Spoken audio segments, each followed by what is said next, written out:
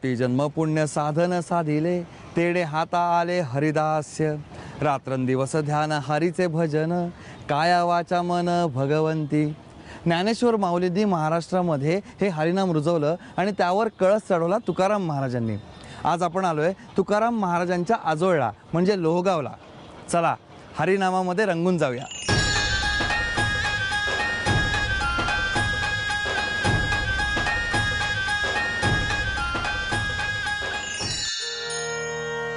पुण्याजवळच्या देहू आळंदी या गावांना वारकरी संप्रदायात अनन्यसाधारण महत्त्व आहे. याच मांदियाळीतलं एक गाव म्हणजे पुण्याजवळचं लोहगाव. लोहगाव खरं तर प्रसिद्ध आहे ते पुण्याच्या अंतर्देशीय विमानतळासाठी आणि वायुदलाच्या छावणीसाठी. पण हे झालं आजकालचं स्थानमहात्म्य. लोहगावचं खरं महत्त्व महाराष्ट्राच्या आध्यात्मिक क्षेत्रात आहे ते तुकाराम महाराजांचं आजोळ म्हणून. पुण्याजवळ वसलेलं हे टुमदार गाव आता पुण्याचं उपनगर बनलंय.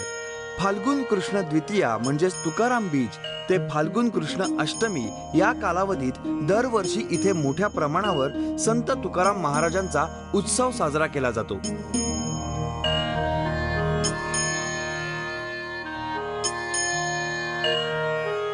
गावात शिरतानाच छोट्या छोट्या मंदिरांच्या माध्यमातून अनेक देवता आपल्याला आशीर्वाद देऊ लागतात.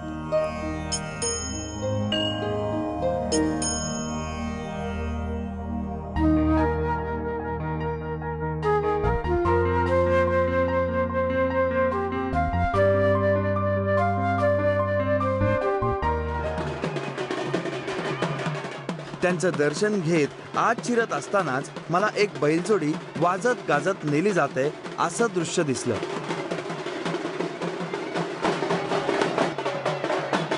हे बैल शर्यतीचे होते. कायद्यानं शर्यती बंद झाल्या तरी या खास शर्यतीसाठी जोपासलेल्या बैलांना त्यांचा मान अजूनही देण्यात येतोच. या जल्लोषातून मला जत्रेच्या वातावरणाची जाणीव झाली.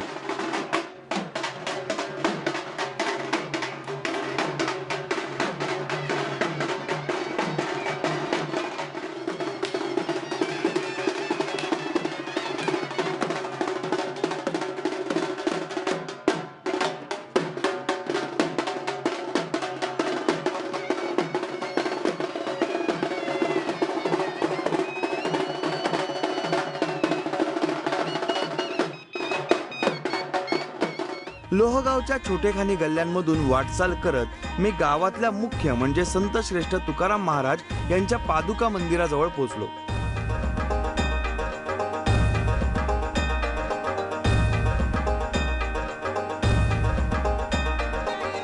भगवी पताका धारण करणारा मंदिराचा कळस दुरूनच नजरेत भरत होता. हजारो वर्षांची परंपरा प्रतीक रूपाने दर्शवणाऱ्या त्या वारकरी संप्रदायाच्या भगव्या पताकेला मनोमन वंदन करत मी मंदिराच्या परिसरात प्रवेश केला.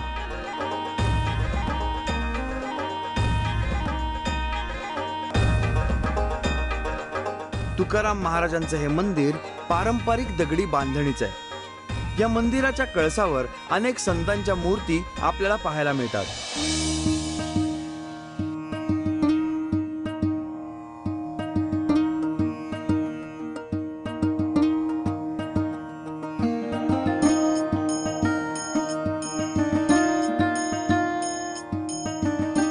मंदिराचे सभामंडप आणि गाभारा असे दोन प्रमुख भाग आहेत.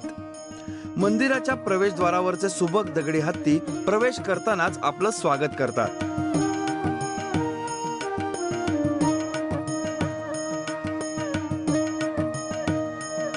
मी मंदिराच्या मुख्य प्रवेशद्वारापाशी पोहोचलो तेव्हा तिथं छत्रपती शिवाजी महाराज आणि जगद्गुरू तुकाराम महाराज यांच्या भेटीचं एक अप्रतिम शिल्प मला पाहायला मिळालं.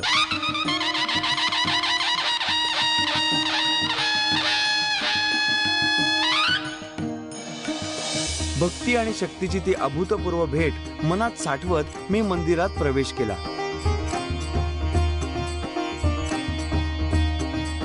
मंदिराचा सभामंडप अतिभव्य आणि प्रशस्त आहे.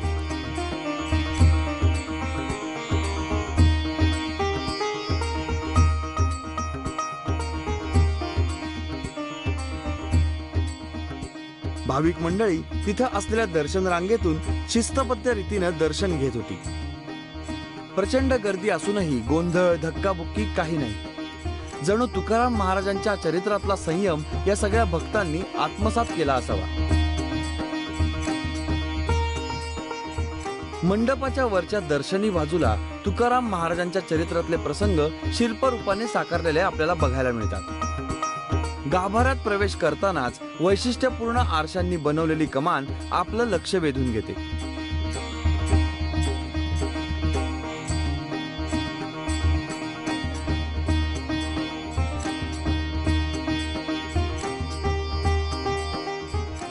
गाभाऱ्यात प्रवेश केल्यावर आपल्याला तुकाराम महाराजांची सुबक आणि अगदी साजिवंत मूर्ती दिसते.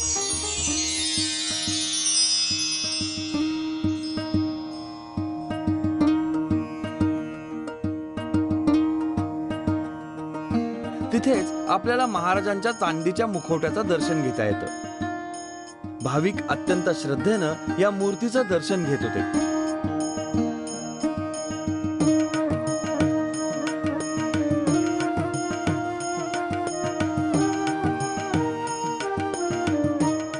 तुकाराम महाराजांच्या पाठीशी विठ्ठल रखुमाईच्या रेखीव मूर्ती आहे आणि उजव्या बाजूला संत श्रेष्ठ ज्ञानेश्वर माऊलींची मूर्ती आहे. म्हणजे या देवळात आपल्याला वारकरी संप्रदायाचा आराध्य दैवत, संप्रदायाचा पाया आणि संप्रदायाचा कळस यांचं एकत्रित दर्शन घेता येतं. असं म्हटलं तर वावगं ठरणार नाही. गाभाऱ्याच्या रुपेरी घुमटाचं तेज आपले डोळे दिपवून टाकतं.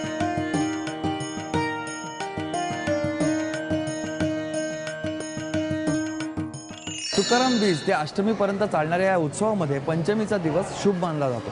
कारण या दिवशी तुकाराम महाराज स्वतः सदेह वैकुंठावरून मुलीला भेटायला परत आले असं म्हटलं जातं.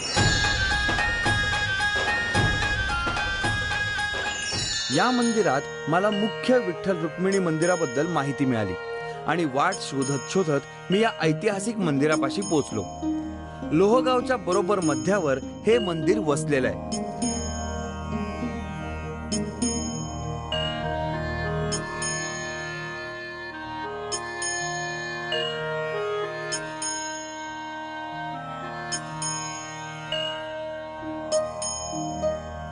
या मंदिरात काळ्या पाषाणात कोरलेल्या सुबक विठ्ठल रुक्मिणीच्या मूर्ती आपल्याला बघायला मिळतात.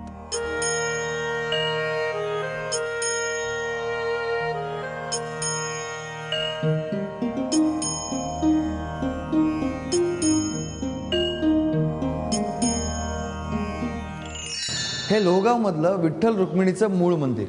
1857 साली याची स्थापना झाली. अनेक ऐतिहासिक घटनांना जसे काही प्रवाद असतात तसा एक प्रवाद इथे सुद्धा मला ऐकायला मिळाला. शिवाजी महाराज आणि तुकाराम महाराजांची भेट या मंदिरात झाली असं सांगितलं जातं. सत्पुरुषांचा सहवास लाभला की दगडही देव बनतात याचंच हे एक उदाहरण. संत श्रेष्ठ तुकाराम महाराजांचं सान्निध्य लाभलेली ही शिळा आपल्याला इथं बघायला मिळते. या पावन शिळेची अद्भुत अशी एक आख्यायिका आहे.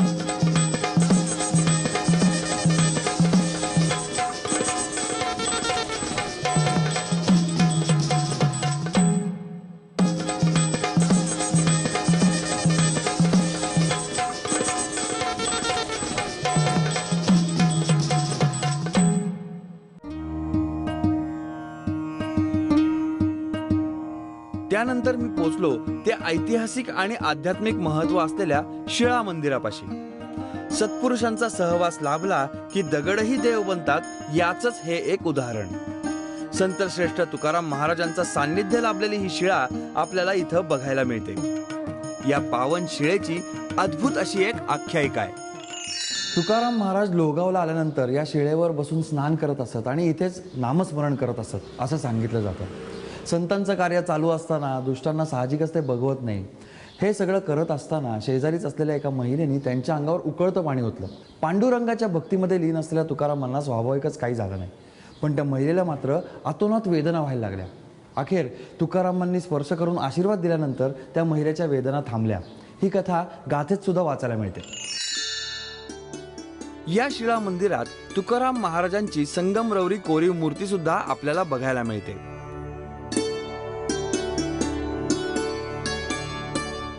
तिथेच संगमरवरात कोरलेल्या सुबक पादुकांचंही दर्शन होतं.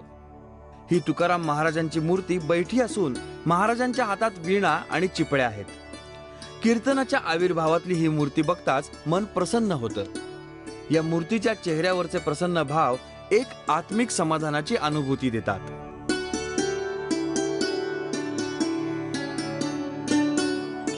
तुम्हाला आत्ता माझ्या मागे जे दिसतंय ते आहे हरणतळ. या तळाचा आकार हरिणासारखा आहे, त्यामुळे याला हरणतळ असं म्हटलं जातं. असं सांगतात की तुकाराम महाराजांनी गाथेतले अनेक अभंग या तळ्याच्या शेजारी बसूनच लिहिलेत. संत ज्या परिसरात राहतात आणि वावरतात तिथला कण न कण त्यांच्या वास्तव्यानं भारला जातो. तिथल्या प्रत्येक जागेला महात्म्य प्राप्त होतं. असंच महात्म्य असलेलं हे हरणतळ.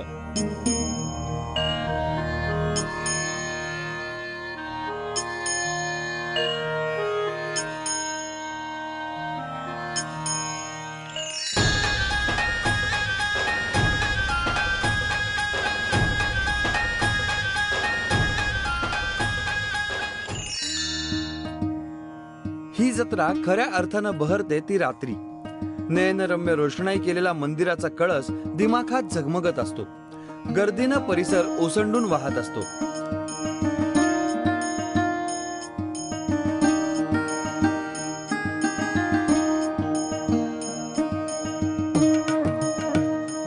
भाविक मंदिरातल्या सजवलेल्या रिकाम्या पालखीचंही दर्शन घेतात. ही पालखी चांदीची आहे. अनेक वर्ष महाराजांचा मुखवटा मिरवण्याचा मान ती मिरवते आहे.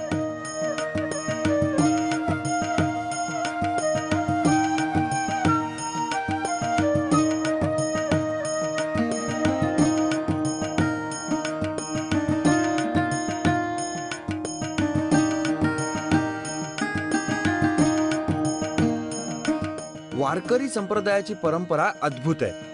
वारकरी संप्रदायाच्या कुठल्याही मंदिरात आपल्याला वीणा घेतलेले तपोवृद्ध वारकरी दिसतातच. ही एक प्रकारची तपश्चर्याच आहे. कारण हा वीणा खाली जमिनीवर ठेवू नये असा संकेत आहे. त्यामुळे आपल्याला अशा तपोवृद्धांच्याही पाया पडताना अनेक जण दिसतात.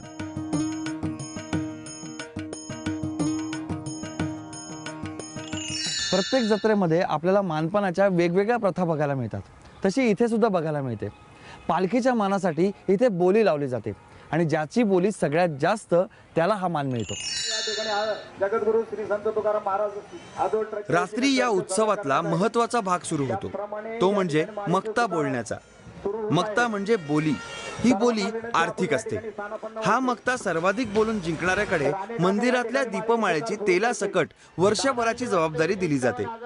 आणि हा मक्ता जिंकणारे त्याला ओझं समजत नाहीत, तर मान समजतात. दादांची वस्ती 51,000 रुपये.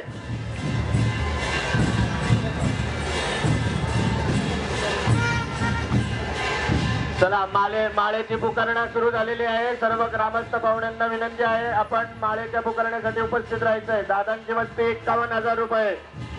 दादांची वस्ती 51,000 रुपये.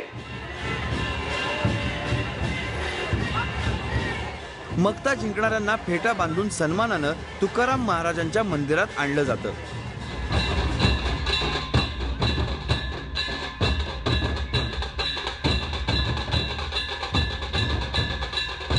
त्यानंतर तिथं आरती होते आणि प्रतिकात्मक कलश टाळांच्या गजरात त्यांच्या स्वाधीन केले जातात.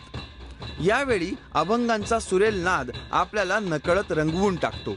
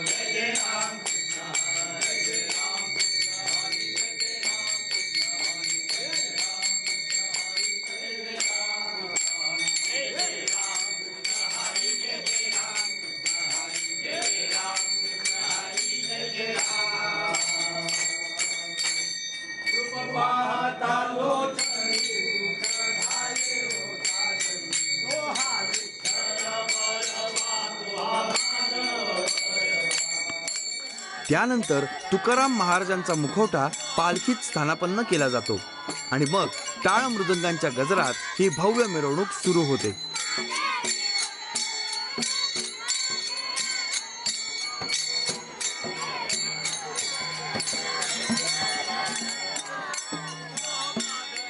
पालखी ग्राम प्रदक्षिणेला निघते.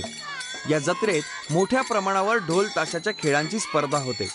पण या मिरवणुकीचं वैशिष्ट्य असं की या मिरवणुकीचे चक्क 2 भाग पडतात. पहिल्यांदा गावातून वेशीपर्यंत पालखी नेली जाते. तिच्या बाजूनं हातात दिवट्या घेऊन मानकरी चालत असतात. यावेळी गावाच्या शाळेतली मुलं त्यांचं लेझिम पथक घेऊन सामील होतात.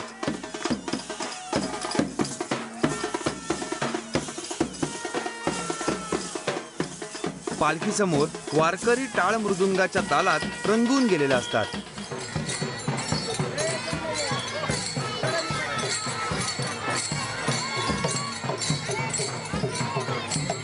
पालखीतून तुकाराम महाराजांचा मुखवटा जणू सगळ्या गावावर कृपादृष्टी टाकत पुढे पुढे सरकत असतो.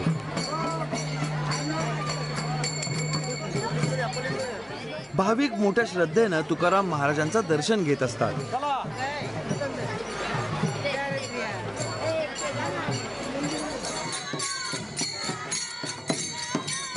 मृदुंगाच्या ठेक्यावर भगव्या पताका घेतलेले चिमुकले वारकरी आता हातात टाळ घेऊन तितक्याच उत्साहात सामील होतात. भगव्या पताकांनी आसमंत भरून जातो आणि मग हळूहळू वारकरी नृत्यही रंगू लागतं. संथ गतीनं भाविकांना दर्शन देत ही पालखी पुढे पुढे सरकायला लागते.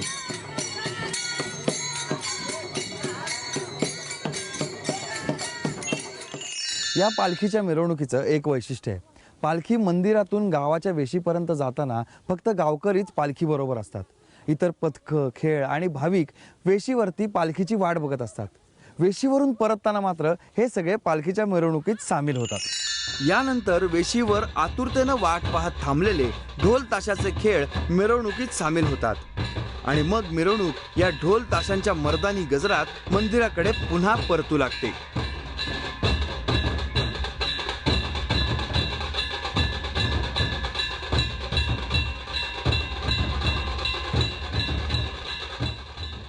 मोठ्या प्रमाणावर कुस्त्या इथं आयोजित केल्या जातात.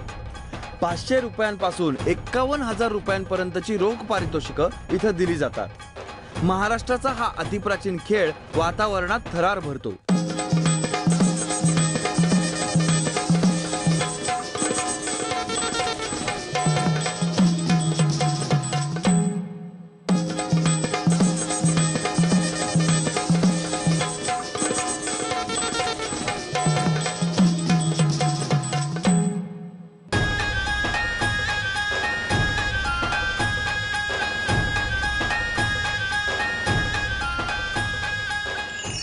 आठ दिवस चालणाऱ्या या उत्सवामध्ये महाराष्ट्रातले नामवंत कीर्तनकार हजेरी लावतात आणि त्यांची रसाळवाणी अनुभवायला श्रोते मोठ्या संख्येने उपस्थित राहतात. प्रवचन आणि कीर्तन हा वारकरी संप्रदायाचा अविभाज्य भाग. नाचू कीर्तनाचे रंगी, ज्ञानदीप लावू जगी अशी शिकवण संत नामदेवांनी आपल्याला दिली आहे. सामान्य जनतेला अवघड अध्यात्म रसाळ पद्धतीने सांगायची ही पारंपरिक कला आहे. ही केवळ कला नाही तर हिला परंपरा, संस्कृती आणि अध्यात्म यांचं अधिष्ठान आहे. रात्रभर या नामसंकीर्तनात भाविक रंगून जातात.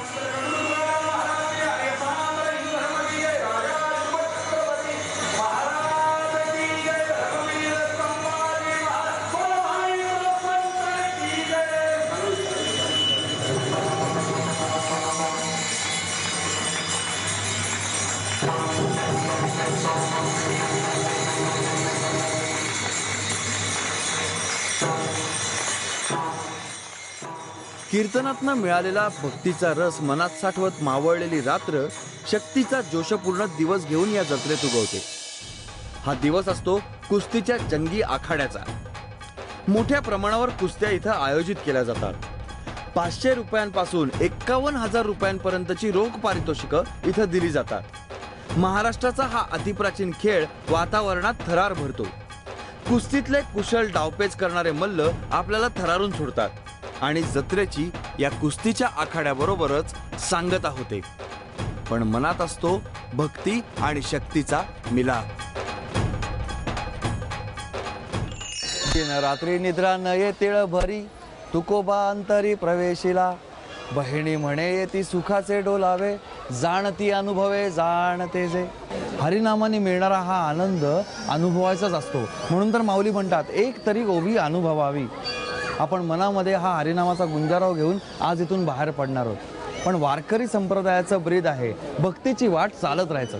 आपण सुद्धा ही वाट चालत राहणार आहोत आणि भेटणार आहोत पुन्हा पुढच्या गावामध्ये आणि नवीन जत्रेमध्ये. तोपर्यंत रामकृष्ण हरी पांडुरंग हरी. आदिमाया आदिशक्तीची अनेक रूपं आपल्याला महाराष्ट्राच्या वेगवेगळ्या भागात वेगवेगळ्या स्वरूपात बघायला मिळतात. आज आपण अशाच एका रूपाच्या दर्शनाला आलो, येडेश्वरी मातेच्या.